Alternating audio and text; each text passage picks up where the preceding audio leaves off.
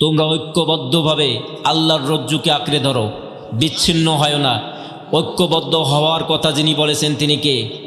কিন্তু দুঃখজনক হলেও সত্য, বাংলাদেশের আগামীর পার্লামেন্ট গড়ার জন্য, কোরআনের পার্লামেন্ট গড়ার জন্য সমস্ত হুজুরদেরকে এক হওয়ার দরকার আছে না নাই? কিছু হুজুর অটোমেটিক স্বার্থের কারণে চেঞ্জ হয়ে গিয়েছে, এরকম হুজুর আছে না?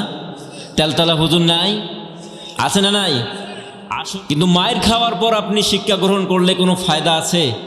হ্যাঁ, মুমিন কি এক গর্তে দুইবার দংশিত হয়? আমরা সিদ্ধান্ত নিতে চাই আগামী দিনে যারাই ক্ষমতা আসুক, আল্লাহর কোরআন দিয়ে এদেশকে পরিচালিত করতে হবে। কথা বলেন ঠিক কিনা? দুষ্ট লোকের মিষ্টি কথা শুনে আমরা ফাঁদে পড়ে গিয়েছি।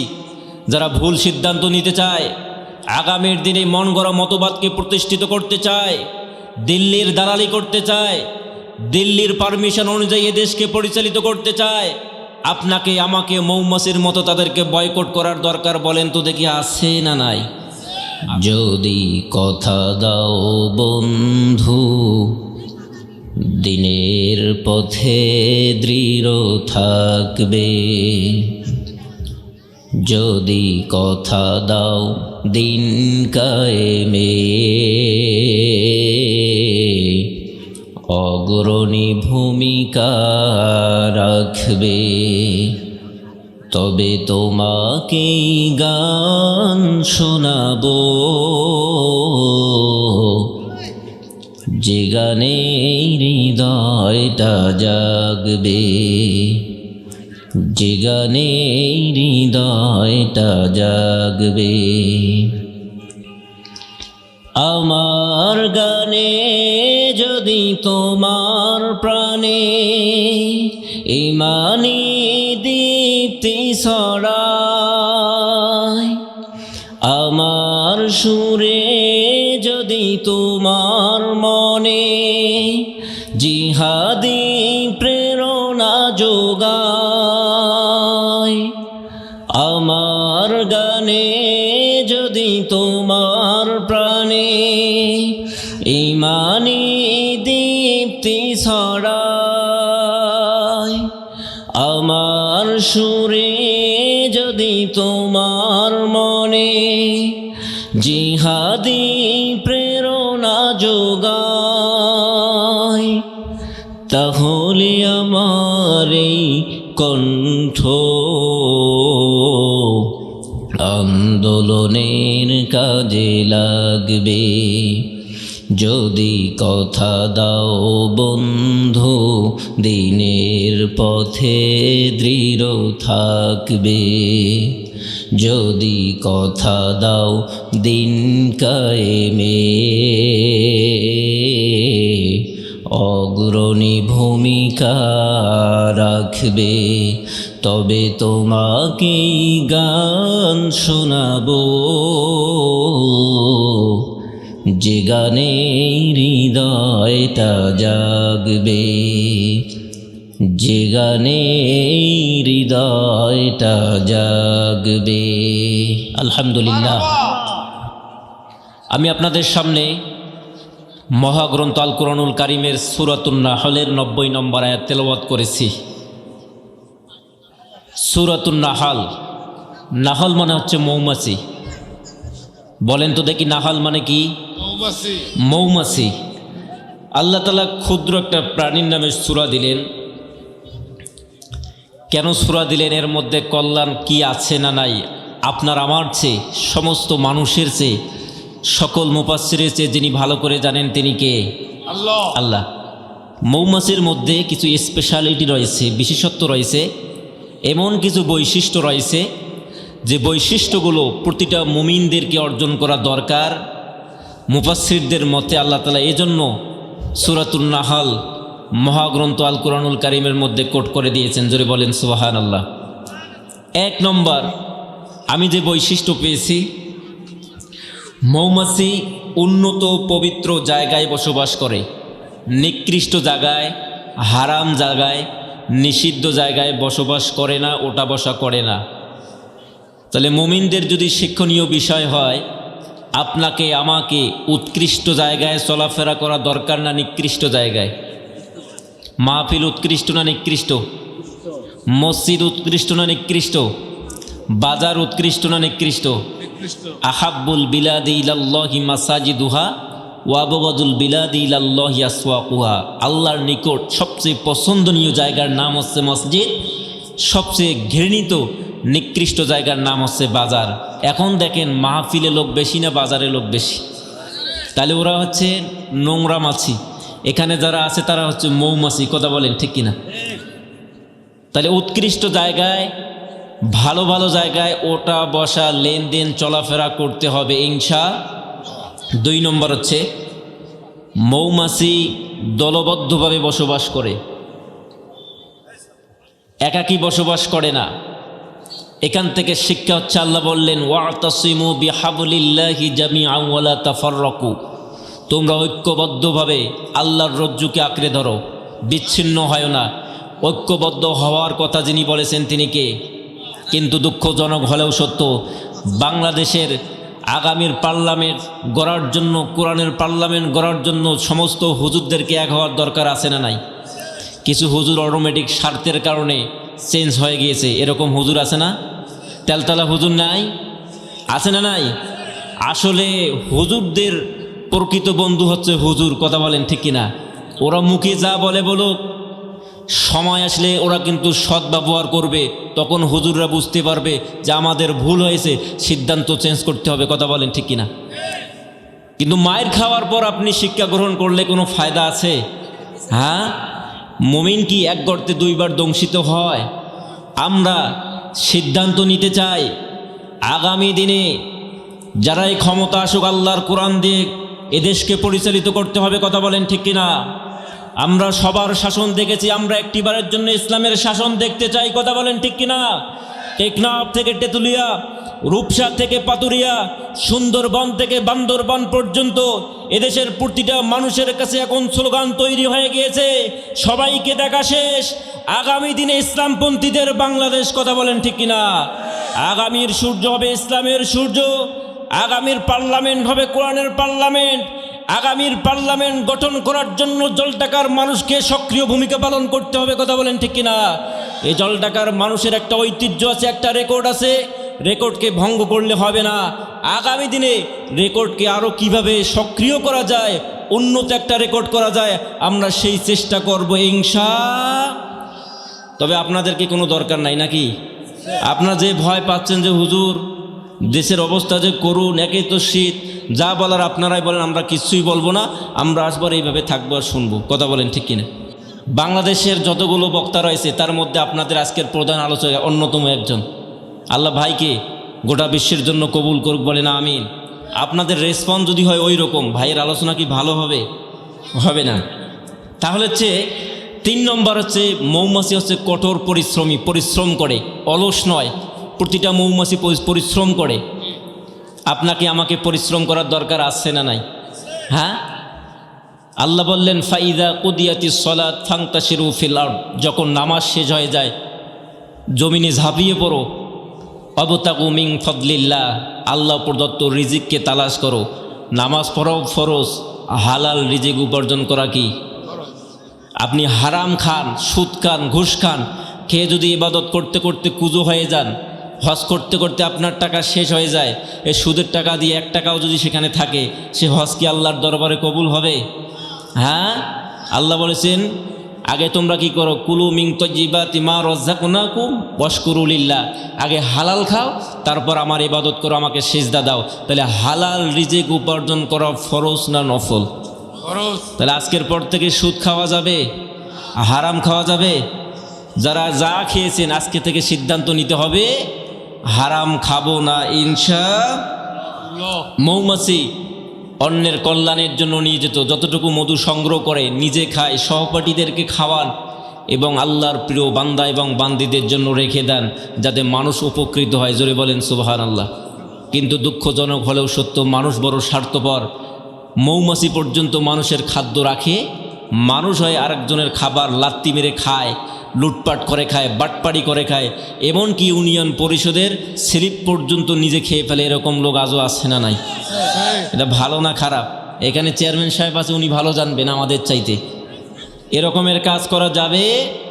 খয়রুন নাস মিম্মা ইয়ানফাউন নাস, উত্তম মানুষ তো সেই যে মানুষ হয়ে মানুষের উপকার করে।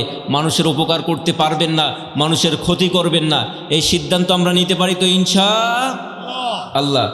5 নম্বর হচ্ছে কেউ ভুল করলে শাস্তি স্বরূপ হিসেবে তারা কি করে, তাকে বয়কট করে ফেলে। একটা মৌমাছি যদি নিজের মন গড়া সিদ্ধান্ত চলে, ভুল পথে যায়, ভুল কাজ করে, তাহলে অন্য অন্য মৌমাছিরা তাকে কি করে দেয়, বয়কট করে দেয়। এখান থেকে আপনার আমার জন্য শিক্ষা হলো, আপনাকে আমাকে যারা বারবার ধোঁকা দিয়েছে, বিভিন্ন সময় দুষ্ট লোকের মিষ্টি কথা শুনে আমরা ফাঁদে পড়ে গিয়েছি।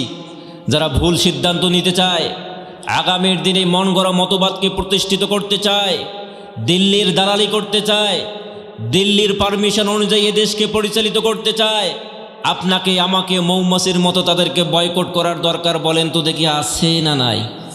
আরও আসতে বলেন, আছে? নির্বাচনের আগে না পরে? হ্যাঁ, তাহলে আশা করি আপনারা ওয়াজ বুঝবেন আসুন এবার আমরা আয়াতের দিকে যাই।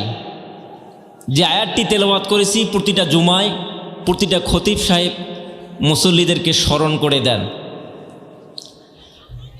ইহুদি লিডার আকসাম ইবনে সাইফি তার দলের কর্মীদেরকে ডেকে বলল, আমার কর্মীরা শোনো, আমরা যে দল করি এ দলের মধ্যে চুরি, ডাকাতি, বাটপারি, টেন্ডারবাজি, চাঁদাবাজি, খুন খারাপি সব আছে। আমরা স্বার্থের জন্য দলীয় ভাইকে মারি, নির্যাতন করি, গুম করি, খুন করি। সুন্দর একটা শৃঙ্খল দলের সন্ধান পেয়েছি, যে দলের লিডার হচ্ছে মুহাম্মদ সাল্লাল্লাহু আলাইহি সাল্লাম। আমার মন চাচ্ছে আমি কেন আমার এই ভুল দলটাকে আমি চেঞ্জ করি, পরিবর্তন করে দেই, মুহাম্মাদের দলকে আমি গ্রহণ করি। তার কথা শুনে কর্মীরা বলল, নেতা আপনি একজন বিশাল মানুষ, আপনার জনপ্রিয়তা, আপনার সম্মান মর্যাদা অনেক বেশি, সবাই আপনাকে চেনে। আপনি যদি মুহাম্মাদের কর্মী হয়ে যান তাহলে ব্যাপারটা কেমন হয়ে যায়? আপনাকে যাওয়ার দরকার হবে না, যা যাচাই বাছাই করেন আমাদেরকে বলেন, অথবা প্রতিনিধি দল পাঠিয়ে দেন, যাচাই বাছাই করে তারপর আপনাকে জানিয়ে দিবে। জানার পর যদি মনে করেন মুহাম্মাদের দল ভালো, তাহলে মুহাম্মাদের দল গ্রহণ করবেন। আর যদি মনে করেন মুহাম্মাদের দল আমাদের দলের মতো, তাহলে গ্রহণ করার কোনো দরকার নেই। আকসাম ইবনে সাইফি দল গঠন করল, প্রতিনিধি দল মুহাম্মদ সাল্লাল্লাহু আলাইহি সাল্লামের দরবারে পাঠিয়ে দিল। 2টি প্রশ্ন করার জন্য বলল। 1 নম্বর প্রশ্ন করবা যে মুহাম্মদ তোমার নাম কি, তাকে জিজ্ঞেস করবা তোমার নাম কি। 2 নম্বর প্রশ্ন করবা তোমার দায়িত্বটা কি। তারা মুহাম্মদ সাল্লাল্লাহু আলাইহি সাল্লামের কাছে গেল, যাওয়ার পর জিজ্ঞেস করলো আপনার নামটা কি। আল্লাহর নবী বললেন, আনা মুহাম্মদ বিন আব্দুল্লাহ, আমি আব্দুল্লাহর পুত্র মুহাম্মদ। 2 নম্বর প্রশ্ন করলো আপনার দায়িত্বটা কি। আল্লাহ রব্বুল আলামিনের হাবিবকে জিবরাইল আমিন এসে বললেন, ইয়া রাসূল আল্লাহ, ইয়া হাবিব আল্লাহ, আকসাম ইবনে সাইফের দলগুলো, ওর দলের কর্মীগুলো আপনার দায়িত্ব জানতে চায়। আপনি সূরাতুন নাহলের 90 নম্বর আয়াতখানা তেলাওয়াত করে দেন। আল্লাহ নবী বললেন, ইন্নাল্লাহা ইয়া'মুরু বিল আদলি ওয়াল ইহসানি ওয়া ইতা'i যিল কুরবা ওয়া ইয়ানহা আনিল ফাহশাই ওয়াল মুনকারি ওয়াল বাগই ইয়া'iযুকুম লা'আল্লাকুম তাযাক্কারুন। জোরে বলেন আল্লাহু আকবার। তারা শোনার পর আশ্চর্য হয়ে গেল, কেমন কথা। আমরা জানতে চাইলাম মুহাম্মাদের দায়িত্বটা কি। মুহাম্মদ যে বাণী আমাদেরকে শুনিয়ে দিল, এটা তো সাধারণ কোনো বাণী নয়। তারা বারবার শোনার জন্য আল্লাহর নবীর কণ্ঠে কোরআনের তেলাওয়াত শোনার জন্য বারবার রিকোয়েস্ট করতেছেন, ইয়া রাসূলুল্লাহ, ইয়া হাবিবাল্লাহ, আবার আমাদেরকে শুনিয়ে দেন। রাসূল দ্বিতীয়বার শোনালেন, আবার রিকোয়েস্ট করলেন, আবার আমাদেরকে শুনিয়ে দেন। মুফাসসিররা বলেছেন একাধিকবার শুনতে শুনতে যতক্ষণ না তাদের এই আয়াতটা মুখস্থ হয়ে যায়, ততক্ষণ পর্যন্ত তারা আল্লাহর নবীর কাছ থেকে শুনতে চায়। মুখস্থ হয়ে গেল যখন, আকসাম ইবনে সাইফির দরবারে তারা চলে গেল, তখন আকসাম ইবনে সাইফি বলল, আমি যে তোমাদেরকে পাঠিয়েছিলাম মুহাম্মদ সাল্লাল্লাহু আলাইহি সাল্লামকে দুটি প্রশ্ন করার জন্য, তোমরা কি দুটি প্রশ্ন করেছো? তারা বলল, হ্যাঁ আমরা করেছি। তারা বলল, দুইটি প্রশ্নের উত্তর কি আমরা এখন দেব? আকসাম ইবনে সাইফি বলল, দলার দরকার নাই, আমার দলের যতগুলো কর্মী রয়েছে সবাইকে ডাকো, আমি একটা দলীয় সম্মেলন করব, সেখানে মোহাম্মদ যা বলেছে সবার যদি পছন্দ হয়, মনে করে ভালো তাহলে সবাই মিলে সম্মিলিতভাবে তার দলের কর্মী হয়ে যাব। জোরে বলেন সুবহানাল্লাহ। অনুষ্ঠানের ব্যবস্থা করা হলো, এরকম করে প্যান্ডেল করা হলো, উচ্চ স্বরে তাদেরকে জিজ্ঞেস করা হলো, বলো আমি যে বলেছিলাম যে মুহাম্মদ সাল্লাল্লাহু আলাইহি সাল্লামকে জিজ্ঞেস করবে তোমার নাম কি? তারা বলল, আমরা যখন জিজ্ঞেস করেছি তোমার নাম কি, তিনি বলেছেন আব্দুল্লাহ ইবনে মুহাম্মদ, আমি আব্দুল্লাহর পুত্র মুহাম্মদ, এই কথা বলেছে। জোরে বলেন সুবহানাল্লাহ। তার মানে এত বড় একজন লিডার, এত বড় একজন মানুষ যার সম্মান আসমান এবং জমিন পর্যন্ত রয়েছে, সে মানুষ নামটা সাদামাটা উত্তর দিয়েছে। এটা হচ্ছে জ্ঞানী মানুষের লক্ষণ। জোরে বলেন সুবহানাল্লাহ। আল আকিলু তাকফিহিল ইশারা, জ্ঞানী ব্যক্তির জন্য ইশারা ইঙ্গিতেই যথেষ্ট। তারা রহস্য দেখতেছে কথার মধ্যে মারফাজ আছে কিনা, কথার মধ্যে শিক্ষা আছে কিনা। 2 নম্বর প্রশ্নের কথা যখন জিজ্ঞেস করলো তার দায়িত্বটা কি, তারা বলল, কে শোনাবে? একজন বলল, আমি শোনাবো। সে তেলাওয়াত করলো, ইন্নাল্লাহা ইয়া'মুরু বিল আদলি ওয়াল ইহসানি ওয়া ইতাই যিল কুরবা ওয়া ইয়ানহা আনিল ফাহশাই ওয়াল মুনকারি ওয়াল বাগই ইয়াইযুকুম লাআল্লাকুম তাযাক্কারুন। জোরে বলেন আল্লাহু আকবার। এটা শোনার পর আকসাম ইবনে সাইফি অবাক হয়ে গেল যে জমিনে সুবিচার প্রতিষ্ঠা করা যদি মুহাম্মাদের দায়িত্ব হয়, আমরা যে দল করি আমাদের দলের মধ্যে দলীয় কন্দল রয়েছে, কাটাকাটি মারামারি রয়েছে, চেয়ার নিয়ে ঢেলাঢেলি রয়েছে, পদ নিয়ে মারামারি রয়েছে, বিভিন্ন জিনিস নিয়ে ভাগাভাগি করার সময় কাটাকাটি মারামারি মনোমালিন্য রয়েছে। কিন্তু মুহাম্মাদের দলে কোনো কিছুই নেই। মুহাম্মাদের দায়িত্ব হচ্ছে সুবিচার প্রতিষ্ঠা করা। এই যদি হয় তার দায়িত্ব, আমিও তার দলের অন্তর্ভুক্ত হতে চাই। তোমরা কি বলো? কর্মীরা বলল, আমরাও হতে চাই নেতা। ভালো দল যেখানে আমরা থাকবো সেখানে। আমাদের ভুল হয়েছে অতীতে এই দল করার কারণে। আমরা এখন সিদ্ধান্ত নিয়েছি সবাই মিলে সম্মিলিতভাবে ইসলাম ধর্ম গ্রহণ করে মুহাম্মদ সাল্লাল্লাহু আলাইহি সাল্লামের দলের অন্তর্ভুক্ত হয়ে গেল। জোরে বলেন সুবহানাল্লাহ। হে রাসূল, তোমায় ভালোবাসি অন্তরে, শুধুই মুখে নয়, জান্নাতের আশায় নয়। হে রাসূল, জাহান্নাম কেও ডরি না। হে রাসূল, তোমায় ভালোবাসি অন্তরে, শুধুই মুখে নয়, জান্নাতের আশায় নয়। হে রাসূল, জাহান্নাম কেও ডরি না।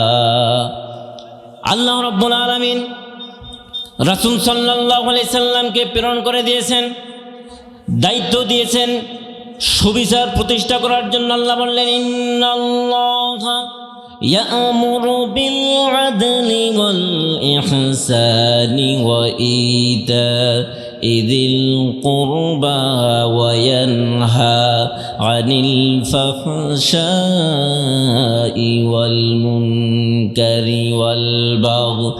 নিশ্চয় আল্লাহ রাব্বুল আলামিন আদেশ করেছেন বিল আদল। আদল শব্দের অর্থ হচ্ছে সুবিচার করা, ন্যায় বিচার করা, ইনসাফ প্রতিষ্ঠা করা। সমান সমান আইন হবে, সুযোগ সুবিধা হবে সমান সমান। কথা বলেন ঠিক কিনা? তারেক জিয়ার জন্য যেই সুযোগ সুবিধা হবে, আপনার আমার জন্য সেই সুযোগ সুবিধা হবে। কারো আইডি কার্ড করার জন্য 24 ঘন্টা সময় লাগে না, আবার কারো আইডি কার্ড তৈরি করার জন্য 24 সপ্তাহ সময় লাগে। কথা বলেন ঠিক কিনা? এটা কি ন্যায় বিচার না অবিচার? ইনসাফ যখন প্রতিষ্ঠা হয়ে যাবে, রাষ্ট্রের রাষ্ট্রপ্রধানের যেই সুযোগ সুবিধা হবে, একজন সাধারণ নাগরিকের সেই সুযোগ সুবিধা হবে। তাকে কাজ করতে যত সময় লাগবে, সাধারণ নাগরিককেও কিন্তু কাজ করতে তত সময় লাগবে। কথা বলেন ঠিক কিনা? কিন্তু আমরা দেখেছি স্বাধীন হওয়ার পর থেকে আমরা দেখেছি যার ক্ষমতা আছে রায় যায় তার দিকে। কথা বলেন ঠিক কিনা? লোক আছে যার রায় হয় তার। কথা বলেন ঠিক কিনা? আল্লাহ রাব্বুল আলামিন পৃথিবীতে নবী এবং রাসূলদেরকে প্রেরণ করে দিয়েছিলেন ইনসাফকে প্রতিষ্ঠা করার জন্য, সুবিচার প্রতিষ্ঠা করার জন্য। আল্লাহ রাব্বুল আলামিন বললেন, ওয়ালাকাদ আরসালনা রুসুলানা বিল বাইয়িনাতি ওয়া আনজালনা মাআহুমুল কিতাবা ওয়াল মিজানা লিয়াকুমান নাসু বিল কিসত। জোরে বলেন আল্লাহু আকবার। আমি যে সমস্ত রাসূলদেরকে প্রেরণ করে দিয়েছি আর রাসূলদেরকে আমি কিতাব দিয়েছি, চলার জন্য বলার জন্য আমি গাইডবুক দিয়েছি, আর আমি তাদেরকে দায়িত্ব দিয়েছি সুবিচারকে প্রতিষ্ঠা করার জন্য। তার মানে আল্লাহর বিধান হলো সুবিচার প্রতিষ্ঠা করতে হবে, ন্যায় বিচার প্রতিষ্ঠা করতে হবে। নবী এবং রাসূলদের দায়িত্ব ছিল ন্যায় বিচার প্রতিষ্ঠা করা। আল্লাহর নবী বিশ্ব নবী জনাবে মুহাম্মদুর রাসূলুল্লাহ সাল্লাল্লাহু আলাইহি সাল্লাম যেই সমাজের মধ্যে জন্মগ্রহণ করেছিলেন সেই সমাজে কোনো ন্যায় বিচার ছিল না। জোর যার মুল্লুক ছিল তার, ক্ষমতাবান রায় পায়, গরিবদের কোনো রায় ছিল না, স্বাধীনতা ছিল না, অধিকার বলতে কোনো কিছুই ছিল না, নারীর কোনো অধিকার ছিল না। আল্লাহর কোরআনের আলোকে আল্লাহ রাব্বুল আলামিনের হাবিব পুরা জাহিলি সমাজটাকে আলোর সমাজে পরিণত করেছেন। জোরে বলেন সুবহানাল্লাহ। আল্লাহর নবী সাল্লাল্লাহু আলাইহি সাল্লাম ন্যায় বিচার করতেন। সেই সময়ের বিধর্মীরা পর্যন্ত আল্লাহর নবীর কাছে ন্যায় বিচার পাওয়ার জন্য আসতো, বিশ্বাস করত, মনে করত এই সময়ে যদি আমরা ন্যায় বিচার পেতে চাই মুহাম্মাদের কাছে ছাড়া অন্য কারো কাছে যাওয়ার কোনো সুযোগ নাই। কারণ যাদের কাছে যাব তারা দুর্নীতি করবে, বিচারটা চেঞ্জ করে দিবে, মামু পাইলে বিচারের রায়টা পরিবর্তন করে দিবে। কিন্তু মুহাম্মদ এমন একজন ব্যক্তি যার কাছে গেলে যে যাই হোক না কেন, যাকে যা দেওয়া দরকার, যে রায় পাওয়া দরকার সে তাকে রায় দিয়ে দেয়। জোরে বলেন সুবহানাল্লাহ। একজন ইহুদি আর একজন মুসলিম নামক মুনাফিকের মধ্যে জমি নিয়ে দ্বন্দ্ব শুরু হয়ে গেল। ইহুদি বলল, চলো আমরা শুরু করব, বিচার নিয়ে আমরা রাসূল সাল্লাল্লাহু আলাইহি সাল্লামের কাছে যাব। মুসলিম মুনাফিক বলল, না, রাসূলের কাছে যাওয়া যাবে না, তোমার লিডারের কাছে যাব। সে মনে করলো যে টাকা দিয়ে আমি রায়টা আমার পক্ষে নিয়ে নেব। ইহুদি বলল, ন্যায় বিচার পাওয়ার জন্য আমার দলীয় লোক, আমার ধর্মের লোকের কাছে গিয়ে কোনো লাভ নাই, বরংস মুহাম্মদ সাল্লাল্লাহু আলাইহি সাল্লাম যদি অন্য ধর্মের লোক হয়, ন্যায় বিচার পাওয়ার জন্য আমাকে মুহাম্মদ সাল্লাল্লাহু আলাইহি সাল্লামের কাছেই যেতে হবে। রাসূলের কাছে আসার পর রাসূল যখন দেখলেন রায় পাওয়ার অধিকার হচ্ছে ইহুদি। কথা বলেন কে? আল্লাহর নবী দেখলেন না কোন ধর্মের লোক, কোন এলাকার লোক, গরিব না ধনী, সাদা না কালো। আল্লাহর নবী রায়টা ইহুদিকে দিয়ে দিলেন। মুনাফিক মার্কা মুসলমানের মনটা খারাপ হয়ে গেল। আমি রাসূলের অনুসারী, আমি রাসূলের উম্মত, আমার পাশে রায় না দিয়ে আল্লাহর নবী ইহুদিকে রায় দিল। ইয়া রাসূলুল্লাহ, আমি একটু ছানি করার জন্য ওমরের কাছে যেতে চাই। আল্লাহর নবী বললেন, যাও, কোনো সমস্যা নাই, অনুমতি দিয়ে দিলাম। ওমর রাদিয়াল্লাহু আনহুর দরবারে যখন নক করা হলো, হে ওমর, আমি তোমার কাছে একটা বিচার করার জন্য এসেছি, যে বিচারটা হচ্ছে ছানি বিচার। ওমর বললেন, প্রথম বিচার করেছেন কে? ওমরকে যখন এই কথা বলল, ওমরকে বলা হলো, প্রথম বিচার করেছেন মুহাম্মদ সাল্লাল্লাহু আলাইহি সাল্লাম। ওমর বলল, আল্লাহর নবীর মতো ন্যায় বিচারক পৃথিবীতে আর কেউ নেই। আল্লাহর নবীর বিচার যার সহ্য হয় না সে তো কখনো মুমিন হতে পারে না। সুতরাং মুনাফিক যারা হয়, আমি ওমর তাদের বিচারটা তরবারি দিয়ে করি। ঘর থেকে তরবারি বের করে এনে সঙ্গে সঙ্গে মুনাফিকের মাথাতে, শরীর থেকে মাথাটা আলাদা করে দিয়েছিল। জোরে বলেন আল্লাহু আকবার। সেই সময় মদিনার মধ্যে তোলতস শুরু হয়ে গেল। ওমর মুসলিম হয় আর একজন মুসলিমকে কিভাবে খুন করতে পারে, মাথা কেটে দিতে পারে, ব্যাপারটা আল্লাহর নবীর কাছে চলে গেল। আল্লাহর নবী বললেন, ওমর তো এরকম কোনো মানুষ নয়, মুসলমান হয়, মুসলমানদেরকে মানবে। আল্লাহ রব্বুল আলামিন আয়াত নাজিল করে দিলেন, ফালা ওয়া রাব্বিকা লা ইউমিনুনা হাত্তা ইউহাক্কিমুকা ফীমা শাজারা বাইনাহুম। জোরে বলেন আল্লাহু আকবার। কসম করে বলতেছি ততক্ষণ পর্যন্ত কেউ ঈমানদার হতে পারবে না যতক্ষণ না পর্যন্ত আপনার দেওয়া ফয়সালাকে তারা মেনে নেবে না। তাহলে যে মুমিনেরা, যে মুসলমানেরা মুমিন দাবি করার পরও, মুসলমান দাবি করার পরও আল্লাহর নবীর ফয়সালাকে গ্রহণ করতে পারবে না স্বতঃস্ফূর্তভাবে, তাকে কি মুমিন বলা হবে নাকি মুনাফিক? আরও জোরে বলেন। আল্লাহ বলেন তো দেখি, জমিন যার, আইন চলবে কার? আল্লাহ বললেন আলা লাহুল খালকু ওয়াল আমরু ফাতাবারাকাল্লাহু আহসানুল খালিকিন। সৃষ্টি যার, একমাত্র আইন চলবে তার। আল্লাহর আইনের কথা বললে আমাদেরকে গালিগালাজ করার মতো কিছু পাতি নেতা বর্তমানও আছে না নাই?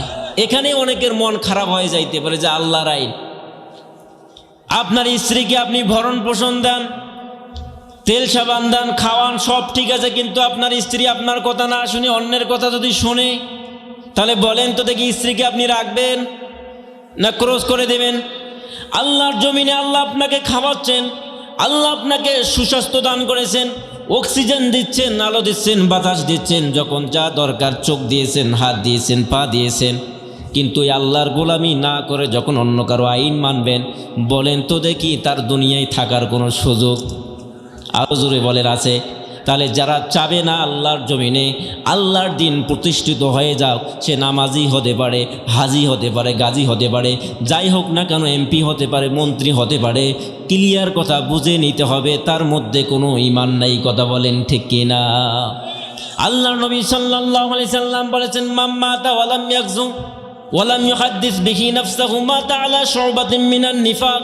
যে ব্যক্তি চায় না জমিনে দিনকে প্রতিষ্ঠিত হোক, জমিনের দিন প্রতিষ্ঠা হোক, কোরআন দিয়ে জমিন পরিচালিত হোক, এর জন্য কোনো চেষ্টা করে না, কোনো ভূমিকা রাখে না, তার মরণটা হবে জাহিলিয়াতের মরণ। জোরে বলেন নাউজুবিল্লাহ।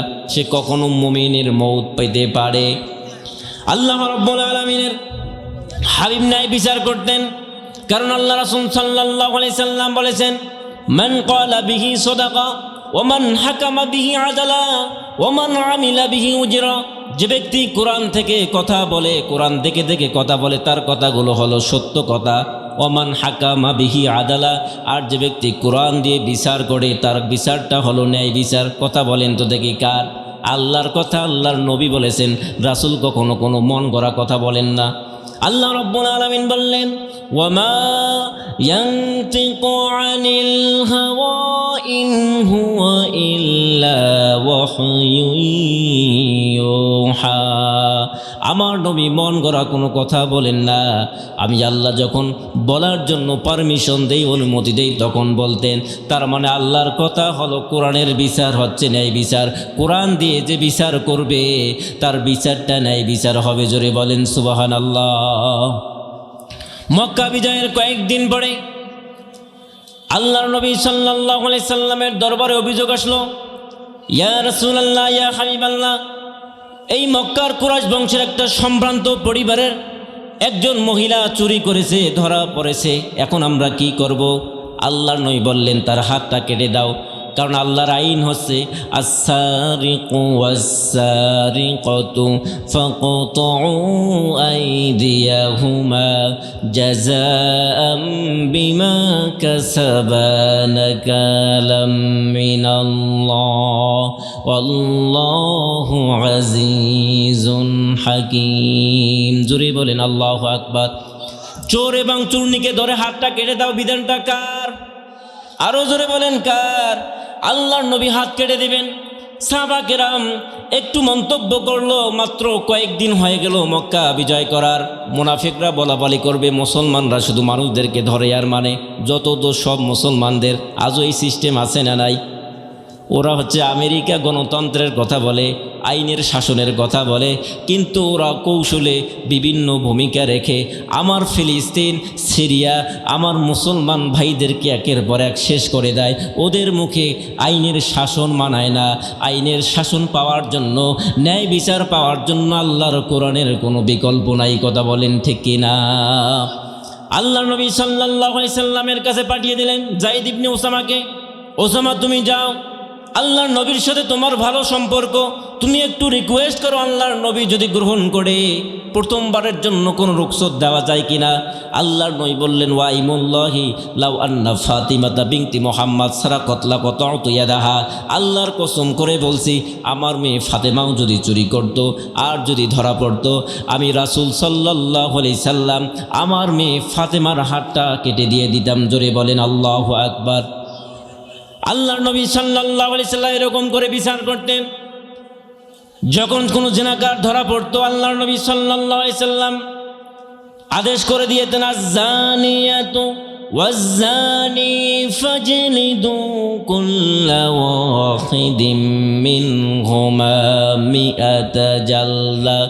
জিনাকার মহিলা আর পুরুষ যদি ধরা পড়ে যায়, অবিবাহিত হলে তাকে 100 বেত্রাঘাত করতে হবে। এরকম করে যদি করা হতো, বাংলাদেশে ধর্ষণের সেঞ্চুরি করে মিষ্টি বিতরণ করা তো দূরের কথা, এই দেশের যুবকদের ধর্ষণ করার মতো কোনো সুযোগ, কোনো নিয়ত পর্যন্ত থাকতো না। কথা বলেন ঠিক কিনা?